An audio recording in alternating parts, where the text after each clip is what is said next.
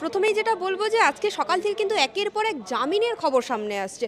পার্থ চট্টোপাধ্যায়, তারপরে কিন্তু সন্দীপ ঘোষ থেকে টালা থানার ওসি অভিজিৎ মণ্ডল, এক এক করে আসে। এই যে পার্থ চট্টোপাধ্যায়ের জামিন, সেই বিষয়ে কি বলবেন যে এত বছর বয়স হয়েছিল বলে সেই গ্রাউন্ডে জামিন?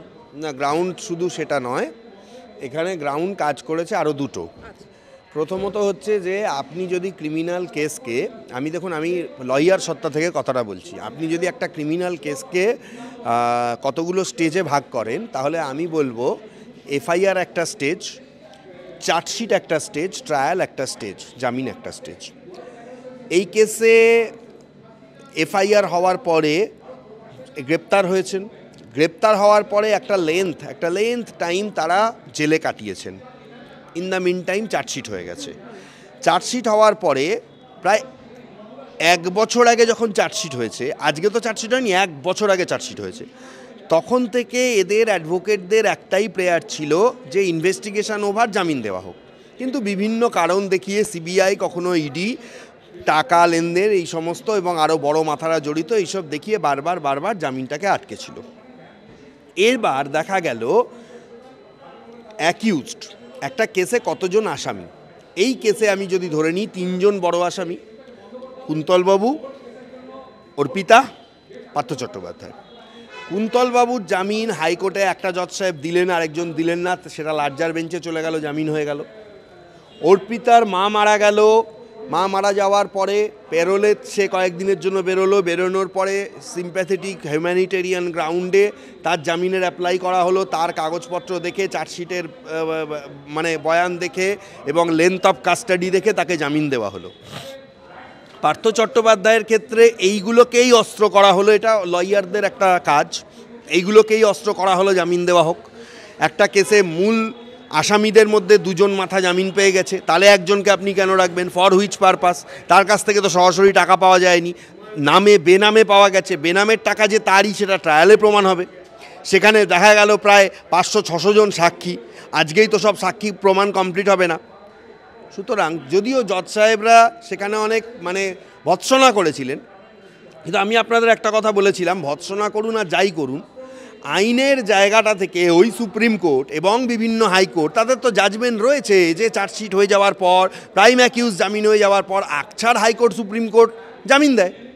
সুতরাং আপনি যতই যাই বলুন, প্রিভিয়াসলি যদি এই ধরনের অন্য মামলার ক্ষেত্রে অর্ডার থাকে, আপনি না দিয়ে আটকে রাখার ক্ষমতা কারণ নেই।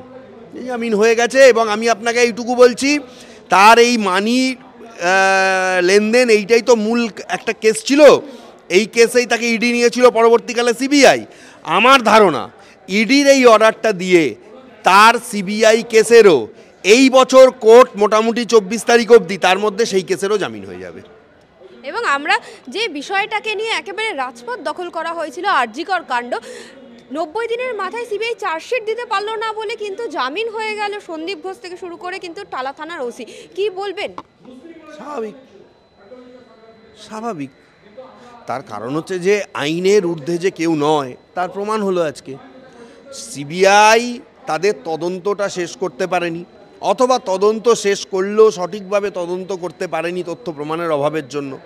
আর যেখানে সিবিআই মূল চার্জশিট দিয়ে দিয়েছে একজন সঞ্জয় রায় অপরাধী, তারপরে তাদের ফার্দার চার্জশিটগুলো সুপ্রিম কোর্টে গৃহীত হয়নি, শিয়ালদা কোর্টে গৃহীত হয়নি। সুতরাং তাদের ফার্দার ইনভেস্টিগেশনের আর কোনো মূল্য নেই কোর্টের কাছে। সুতরাং একদম এই যে জামিনটা হয়েছে, একদম কি বলবো, আইনি পর্যবেক্ষণে হয়েছে। তবে এর মধ্যেও যখন বারবার তার নাম উঠে এসেছে, তদন্ত খতিয়ে দেখার কিছুটা দরকার ছিল। আমি মনে করি এই অর্ডারটা ভালোভাবে দেখা উচিত, এবং আমি মনে করি সিবিআইয়ের যথেষ্ট কম্পিটেন্ট লয়াররা রয়েছেন, তারা অবশ্যই উচিত তাদের এই জামিনটার বিরোধিতা করে সোমবারই হাইকোর্ট অথবা সুপ্রিম কোর্টে মামলা ফাইল করা।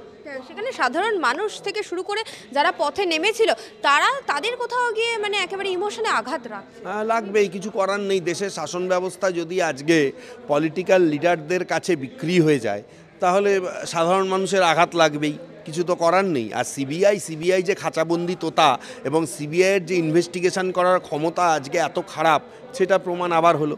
সিবিআই কোন কেসে ভালো ইনভেস্টিগেশন করেছে? কোন কেসে সিবিআই ভালো ইনভেস্টিগেশন করেছে? কোনো কেসেই তো করতে পারেনি। নারদা থেকে শুরু করে, সারদা থেকে শুরু করে অন্য কোনো কেস, আমাদের হাতে যতগুলো কেস রয়েছে পুরনো, সেখানে কোথায় সিবিআই কী করেছে? চার্জশিট দেওয়ার পর আজ পর্যন্ত সিবিআই কতজনকে অ্যারেস্ট করেছে? সুতরাং এগুলো মানে গালভরা গল্প। সিবিআই, আগেও বলেছিলাম, সিবিআই এই কেসে অনেকটাই ব্যর্থ। এখন সেই তাহলে সন্দীপ রায়ের ওপরই সব কিছু চলে আসছে। সন্দীপ ঘোষ আর জামিন পেয়ে গেছে, এই জামিনের বিরোধিতা করে এখন ক্যান্সেলেশন অফ বেল ফাইল হবে, সেটা রেয়ারিং হবে, আদৌ ক্যান্সেল হবে কিনা অনেক বিষবাও জলে চলে গেল ব্যাপারটা। মানে আপনি বলছেন যে বিচারের আশায় যে জনগণ রাজপথে নেমেছিল, যারা এখনও বলছিল যে আমরা রাজপথে আছি, আন্দোলন কোথাও হারিয়ে যায়নি, সেটা একেবারে হারিয়ে যেতে বসেছে, মানে আইনত পথে। দেখুন, তার পিছনে বেশ কতগুলো তো কারণও রয়েছে। মানুষের আবেগটাকে আপনি কোনোভাবে আটকে রাখতে পারবেন না, কিন্তু আইন আর আবেগ দুটোর মধ্যে অনেক পার্থক্য রয়েছে। আইনের পরিভাষাটা হচ্ছে প্রচণ্ড লিমিটেড এবং প্রচণ্ড মানে কি বলবো, মানে সেইটা প্রচণ্ড চুজি জায়গা। আইন হচ্ছে যে এমন একটা বিষয় যেখানে আইনের প্রত্যেকটা ধারা, উপধারা এবং হচ্ছে যে তার লেন্থ অফ মানে হচ্ছে যে স্ট্রেংথ, সেগুলো সম্পূর্ণ একটা মানুষের কেসের ওপরে নির্ভর করে। যেখানে চার্জশিট হয়ে গেছে সন্দীপ রায়ের নামে, সেখানে ওই দুজন লোক, তাদেরকে সিবিআই ফার্দার চার্জশিট করে হয়তো জমা দেওয়ার চেষ্টা করেছিল, কিন্তু সেইগুলো অ্যাকসেপ্ট হয়নি কোর্টে। তাহলে সেক্ষেত্রে সঞ্জয় রায় মূল অ্যাকিউজ। তাহলে এদেরকে যদি আজকে মানে অন্যান্য কেসেও ধরুন খুন ধর্ষণের মামলায় সরাসরি এদের কি যোগাযোগ রয়েছে? আর আরেকটা কথা অনেকে বিশ্বাস করেনি, আমি প্রথম থেকে একটা কথা বলে আসছিলাম, মানে ক্রাইমের ক্ষেত্রে, এই ধরনের খুন মার্ডারের ক্ষেত্রে, রেপের ক্ষেত্রে প্রেজেন্সটা একটা হচ্ছে যে আপনার ওই সময় উপস্থিতি, এইটা একটা বিশাল মাত্রা বহন করে। দেখুন, সন্দীপ ঘোষের ক্ষেত্রে বেঁচে যাওয়ার সবথেকে বড় রাস্তাটা হচ্ছে যে সে বলবে আমি প্রিন্সিপাল। একটা মেডিকেল কলেজের প্রিন্সিপালের ইন টাইম হতে পারে, আউট টাইম, যে কোনো ক্রিটিক্যাল পেশেন্ট বা যে কোনো কাজের জন্য সে সারা রাতও থাকতে পারে। সে তার নিজের ঘরে ছিল। আপনি কি প্রমাণ করতে পেরেছেন সে ওইখানে গেছিল? তার যদি ফোনের সিম ট্র্যাক করা হয় কত দূর সে গেছিল, সে পরিষ্কার হয়ে যাবে। সে মাঝখানে হাইকোর্টেও অনেক মামলা করেছে। টালা থানার ওসি, সে যতটাই প্রভাবশালী হোক না কেন, যা করার ফোনে করেছে, সে ওইখানে দাঁড়িয়ে থেকে ওই মার্ডারের সঙ্গে সরাসরি যুক্ত, এটা প্রমাণ হয়নি। সুতরাং আইনের চোখে তাদের অপরাধটা তো প্রমাণ করতে পারেনি সিবিআই। যতই তথ্য প্রমাণ লোপাট হয়ে যাক, তাদের অপরাধটা যেভাবে আইনের চোখে তারা প্রমাণ করতে পারতো, সেই জায়গাটা, I am sorry to say you, সেই জায়গাটা সিবিআই প্রমাণ করতে পারেনি।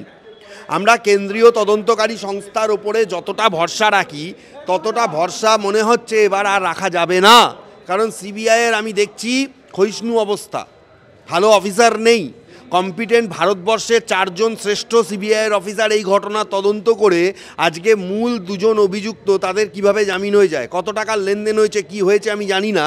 আমি অন্তত এইটুকু কথা বলবো, যেভাবে কেসটাকে সাজানো হয়েছে, আই এম ভেরি মাচ মানে শক যে এই দুটো ব্যক্তিকে আর অন্য কোনো কেসে ফাঁসানো যাবে কি না।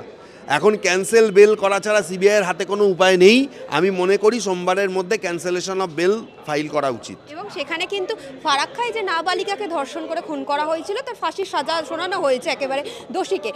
কুণাল ঘোষ বলছে যে যেহেতু ওয়েস্ট বেঙ্গল পুলিশ, কলকাতা পুলিশের হাতে যদি এই ঘটনা থাকতো, সিবিআইয়ের হাতে যদি না দেওয়া হতো, তাহলে এতদিনে যা হওয়ার হয়ে যেত। আমরা তো দেখলাম ফারাক্কার ঘটনায়। আপনি কি মনে করছেন? না, ফারাক্কা কেন, কুলতলির ঘটনাটাও অনেক ফাস্ট হয়েছে। আমি এটা মনে করছি না যে কেন্দ্রীয় তদন্তকারী সংস্থা খারাপ তদন্ত করেছে। বরং দেখুন, ব্যাপারটা হচ্ছে যে যেখানে আমি মনে করি যে ধরুন সরকারি কোনো আমলা বা সরকারি যোগ যেখানে আছে, সেই জায়গায় তদন্তটা অনেক স্তীমিত। এবং সেই জায়গায় যখন দেখা যাচ্ছে যে, আপনি বলুন না একটা কথা, যে আজকে এসএসসি, প্রাইমারি, স্টেট, সিবিআই তো অনেক তদন্ত করেছে, তাও সম্পূর্ণ তদন্তটার জাল কি গোটাতে পেরেছে? যদি গোটাতে পারতো, পার্থ চট্টোপাধ্যায়ের কেসে প্রোডাকশন দিতে পারতো না, জামিন হতো কি তার এত সহজে? সুতরাং ব্যর্থতাটাকে ব্যর্থতা বলে মানতে হবে। যে বা যারা দলের স্বার্থে মনে করে যে কেন্দ্রীয় তদন্তকারী সংস্থা সম্পূর্ণ ভালো কাজ করছে, আমি 108 বার নমস্কার করি, তাদের দলের সঙ্গে আমার যেন দূর তক কোনো সংসব না থাকে, এটা আমি মনে করি। সিবিআইয়ের ভেতরটা পুরো ফাঁপা হয়ে গেছে। সিবিআইয়ে কোনো ভালো কোনো অফিসার নেই। আপনি সিবিআইয়ের এখানে যারা রয়েছেন, আমাদের হাইকোর্টে প্রত্যেক দিন সিবিআইয়ের কোনো না কোনো কেস থাকে, তাদের আধিকারিকরা আসে, তারা বলছে যে এমন অবস্থায় অ্যাকশন এরিয়া থেকে এখানে আসতে তাদের ঘাম ছুটে যাচ্ছে। নিজাম প্যালেসের যে ঘরটা ভালোভাবে তদন্ত করার মতন ছোট্ট একটা জায়গা দেওয়া হয়েছে, প্লাস হচ্ছে যে এইখানে অন্তত সমস্ত কেসগুলো তদন্ত করার জন্য 650 থেকে 700 অফিসার দরকার, সেখানে 150 অফিসার নেই। ওপরের দিকে কয়েকজন অফিসার রয়েছে, নিচের দিকে অফিসার নেই। কেন পরিকাঠামো পরিবর্তন হচ্ছে না? পরিকাঠামো যতদিন না পরিবর্তন হবে ততদিন পর্যন্ত কিন্তু আপনি যতই তদন্ত করার চেষ্টা করুন, এই হাইকোর্টে আমি বলছি, এই হাইকোর্টে 2021 সাল থেকে 2024 সাল অবধি 230টা কেসে সিবিআই হয়েছে। কোনো কেসেই সিবিআই কিন্তু ফাইনাল জায়গায় কেন পৌঁছাতে পারছে না? একজন আইনজীবী হিসাবে এই প্রশ্নটা আমি সিবিআই আধিকারিকের কাছে করতে চাই, যে তাহলে দেশের মানুষের যে ভবিষ্যৎ বা দেশের মানুষের যে আস্থা, সেই আস্থা আমি কে সরকারে আছে আমার দেখার দরকার নেই, ঠিক আছে? যে সরকার চালাচ্ছে সে রাজনৈতিক কী করছে আমার দেখার দরকার নেই, কিন্তু মানুষের একটা আস্থা কার ওপরে? কেন্দ্রীয় তদন্তকারী সংস্থা। তাহলে কেন্দ্রীয় তদন্তকারী সংস্থা প্রতি মুহূর্তে ব্যর্থ হচ্ছে কেন? এত বড় একটা কেস, এই কেসটাকে নিয়ে তো সম্পূর্ণ একটা হেলাফেলা করছে সিবিআই। কি করলো? 90 দিনে একটা চার্জশিট জমা দিতে পারলো না। চার্জশিটের এমনই পরিস্থিতি, সুপ্রিম কোর্টে পর্যন্ত চার্জশিটটা জমা দিতে পারলো না, শিয়ালদা কোর্টে জমা দিতে পারলো না। তাহলে এটা তো ব্যর্থতা, চরমতম ব্যর্থ সিবিআই, চরমতম ব্যর্থ। যে যাই বলুক, আমি একজন আইনের লোক, আমি রাজনীতির বুঝি না, আমি কোনো রাজনৈতিক দলের সাথে নেই, আমি কোনো রাজনৈতিক ব্যক্তিত্বর সাথে নেই। যারা আসেন আমার সঙ্গে, যদি কাউকে আপনারা দেখেও থাকেন, তারা আপনারা সম্পূর্ণ জানবেন যে তারা আইনি পরিষেবা নেওয়ার জন্য একজন লয়ারের কাছে তারা আসেন। তাদের দলের সঙ্গে, তাদের দলের ডিসিশনের সঙ্গে, তাদের দলের নেতা মন্ত্রী কারোর সঙ্গে রাজনৈতিকভাবে আমার কোনো মিল নেই, এবং আমি কোনোদিনও রাজনৈতিকভাবে কোনো দলের সঙ্গে নাম কোনোদিনও লেখাবো না ভবিষ্যতে, এবং অতীতেও লেখাইনি। এই ঘটনার ক্ষেত্রে আমি এইটুকুই বলবো, আমি এখানে সিবিআইয়ের ব্যর্থতা দেখছি। আমার মনে হয় সিবিআইয়ের যারা আইনজীবী রয়েছেন ইমিডিয়েট সোমবার ক্যান্সেলেশন অফ বেল হাইকোর্টে ফাইল করা উচিত।